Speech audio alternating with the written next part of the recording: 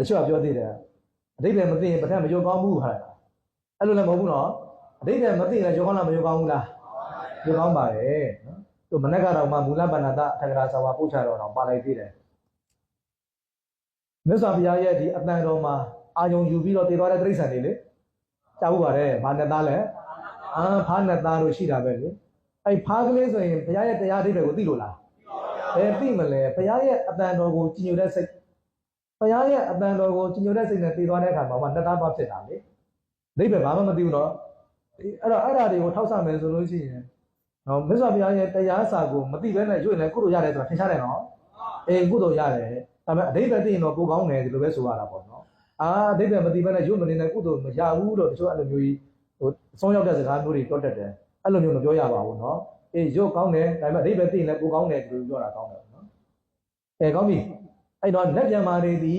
မြတ်စွာဘုရားရဲ့တရားတော်ကိုနာကြားချင်ကြတဲ့သဘောရှိပါတယ်တဲ့ကျမ်းဂန်များအရာနော်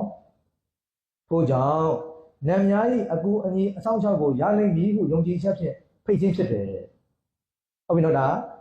ပရိရွတ်တဲ့အခါပဋ္ဌာန်းရွတ်တဲ့အခါမှာလက်တွေကိုဘာကြောင့်ဖိတ်တာလဲ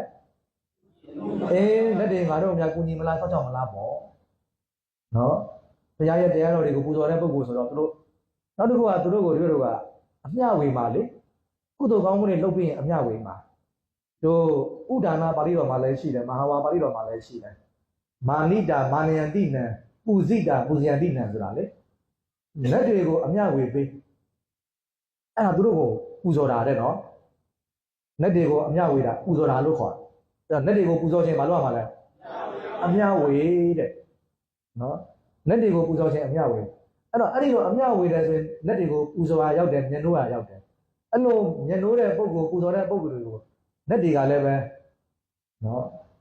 သူ့ရဲ့သားလိုပဲနော်မိခင်တယောက်ကရင်ကဒီကိုယ့်ရဲ့သားအရင်းလိုပဲနော်ရင်မှာပေါက်ဖွားတဲ့သားအရင်းလိုပဲစောက်ချောက်ကြတယ်တဲ့ဒီဒါကမဟာဝါပါဠိတော်ထဲမှာလည်းပါတယ်ဥဒါနာပါဠိတော်ထဲမှာလည်းပါတယ်နော်ဘုရားဟောထဲမှာပါတယ်အဲကြောင့်ဒီလိုတို့ကလက်တွေရဲ့အဆောက်အအုံကိုလိုချင်တဲ့ပုဂ္ဂိုလ်တွေမလုပ်ပြပါနဲ့